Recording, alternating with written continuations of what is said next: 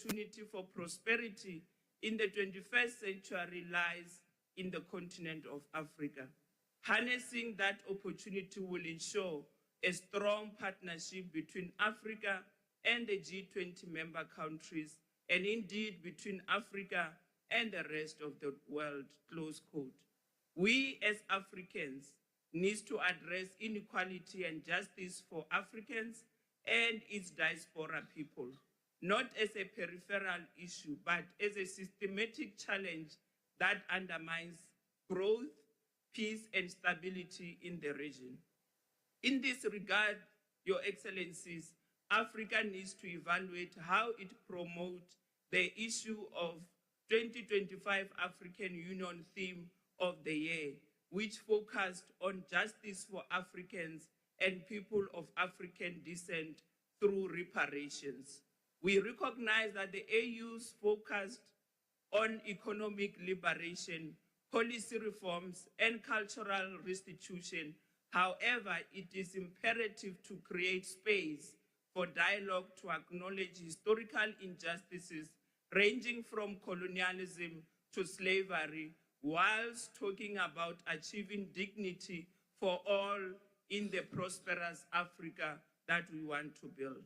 The African Continental Free Trade Agreement, which provides for trade economic liberation and development, where we use it as a flagship program for the continent's economic growth and development. It continues to ensure that the free movement of goods and services and other factors of production needs to be brought to the agenda of this continent. The issue of intra-regional investments and foreign direct investment provides an opportunity for this partnership to explore its full potential.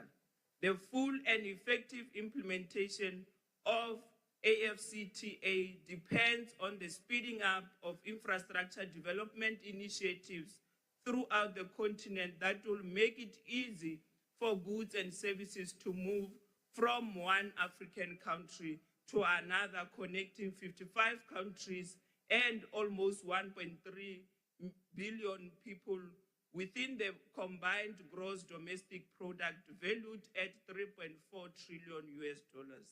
This is aligned to the Africa's vision on advancing global sustainable development goals. Despite these challenges, achievement on peace in Africa remains fragile, and it becomes challenging to attain the AU's normative framework objectives on democracy, peace, and security in our own continent. This will go a long way in regard to bringing about peace and stability in our beautiful continent of Africa. Africa's partnership with the Russian Federation provides an opportunity to elicit international support for the attainment of the AU's agendas and aspirations.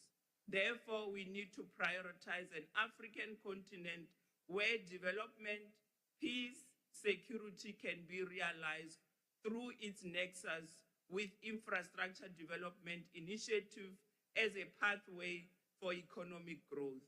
Advocating and pledging solidarity among us as partners will be beneficial to our economic cooperation in mobilizing financing for infrastructure, energy and climate adaptation to support industrialization and also promote a just global transition that meets Africa's developmental needs. Excellencies, ladies and gentlemen, we call on the Russian Federation to support the second decade of Africa's development, which has been themed under the following theme, the decade of acceleration, which will focus mainly on key objectives that Africa aims to achieve by 2033, including prosperity, integration, democracy, peace, culture, people-driven development, and also global influence.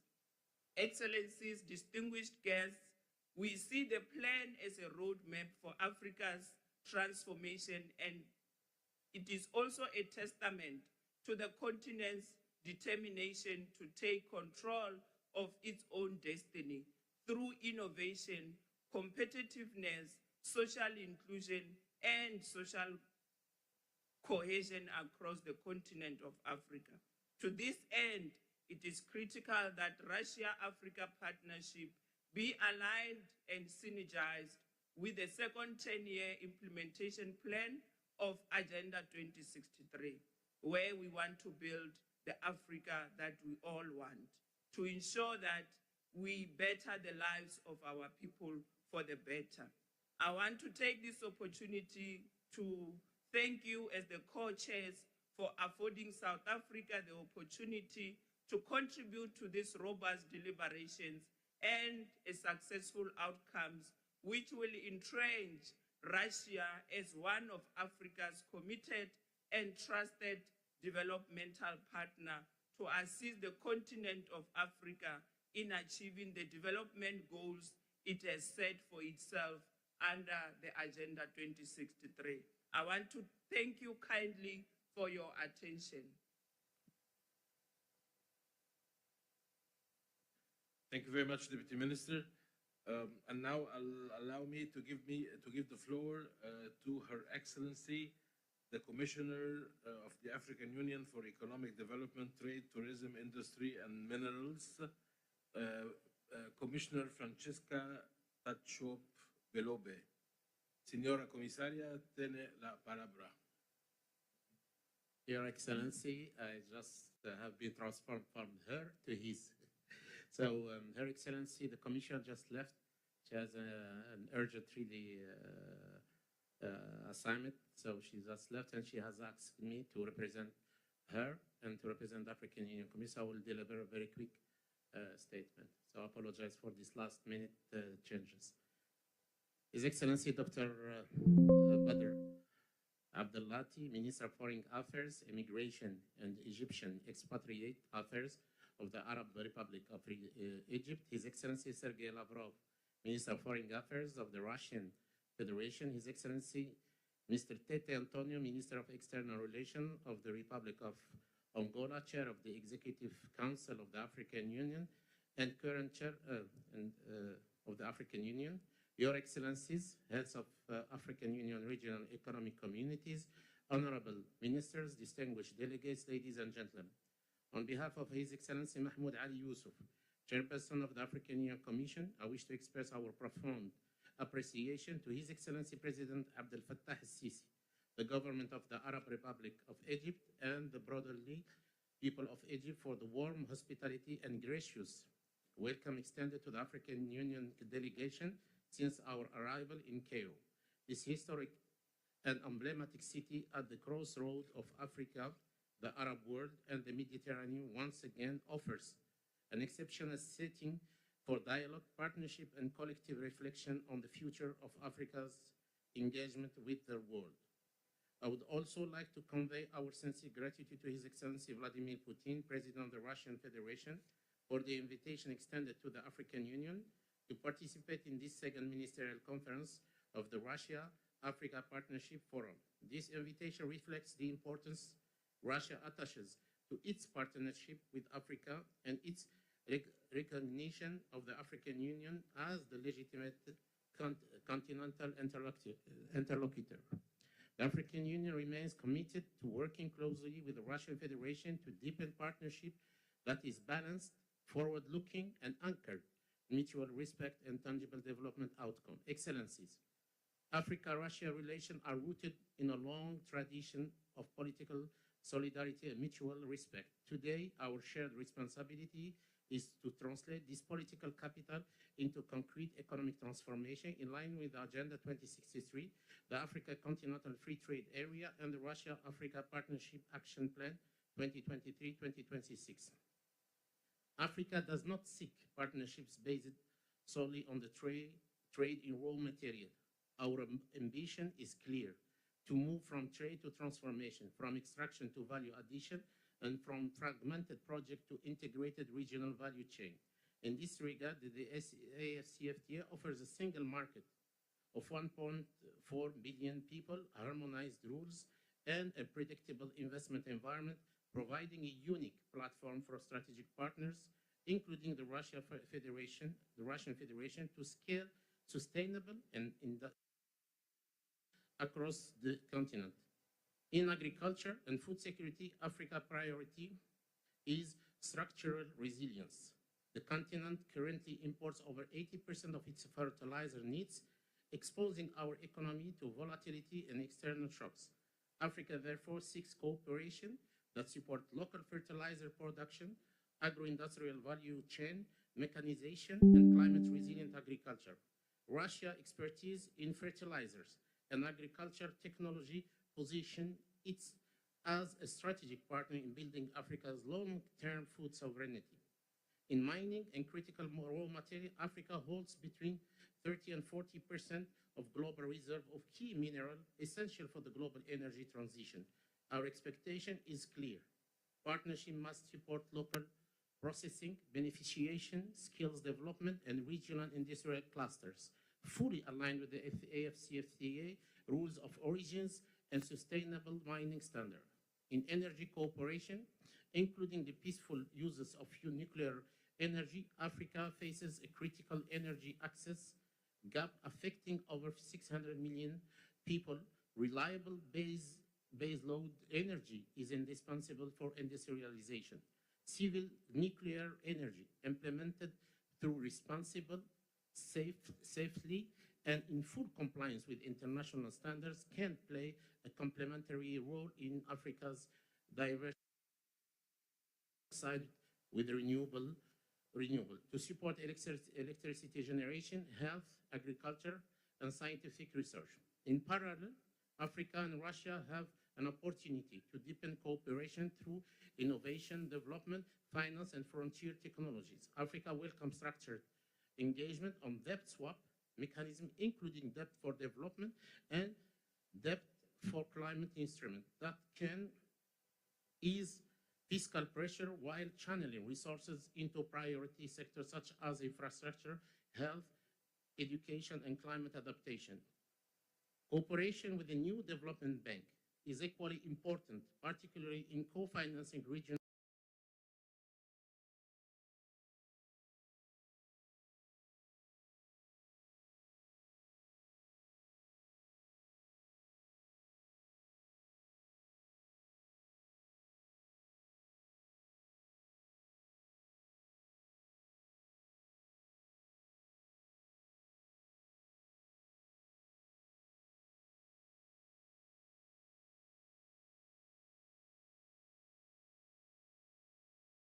project aligned with Agenda 2063 and the CFTA.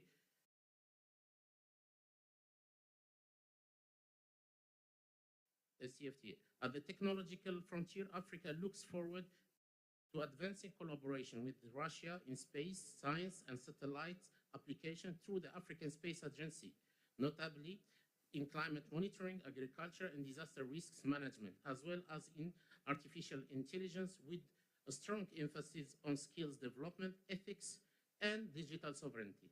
To sustain this ambition, the African Union proposed joint training and research program with the 5 AU-recognized Pan-African University, ensuring that Africa's human capital is fully equipped to drive innovation, industrialization, and long-term competitiveness. Excellencies, the African Union stands ready to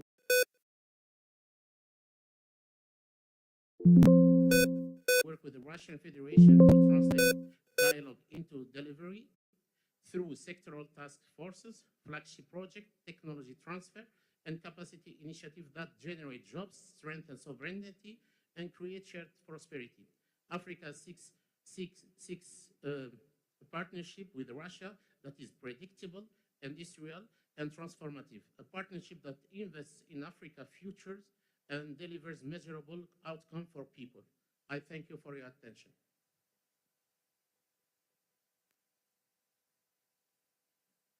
Большое спасибо. Сейчас хотел бы предоставить слово генеральному директору по международным политическим делам Министерства иностранных дел, африканского сотрудничества и по делам марокканцев проживающих за рубежом Королевства Марокко Фуаду Язуру. Пожалуйста.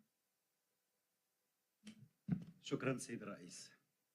أصحاب المعالي والسيادة والسعادة، حضرات السيدات والسادة، يسعدني في مستهل الكلمة أن أجزي الشكر خالصا لجمهورية مصر العربية على الوفادة الحسنة والتنظيم المحكم، كما أتقدم بوافر الثناء لجمهورية روسيا الاتحادية نظير الدعوة الكريمة التي وجهت إلى المملكة المغربية للمشاركة في هذا المؤتمر الوزاري الهام. إن لقاءنا اليوم يتيح فرصة مواتية لتقييم حصيلة الالتزامات المنبثقة عن قمتي سوتشي 2019 وسان بطرسبورغ 2023، كما يشكل مناسبة لنرسم معا آفاق تعاون طموح يولي وجهه شطر المستقبل ويبتغي الاستجابة لتطلعات شعوبنا المشروعة. نجتمع اليوم في ظل سياق دولي سمته التوتر والاضطراب وهشاشة اليقين، فلم يعد خافيا على أحد أن الوضع الجيوسياسي العالمي قد شهد في الآونة الأخيرة تدهورا ملحوظا نكأته تحديات جسيمة من قبيل الصدمات الصحية والاقتصادية، فبات المشهد قاتما لا يسر الناظرين. تقع على كواهلنا والحالة هذه مسؤولية جماعية لبناء وتوطيد شراكات مهيكلة قوامها التكامل وقابلية التنبؤ بما يكفل الاستقرار وما يستتبعه من ازدهار، وهذا عين ما نبتغي من هذا المنتدى.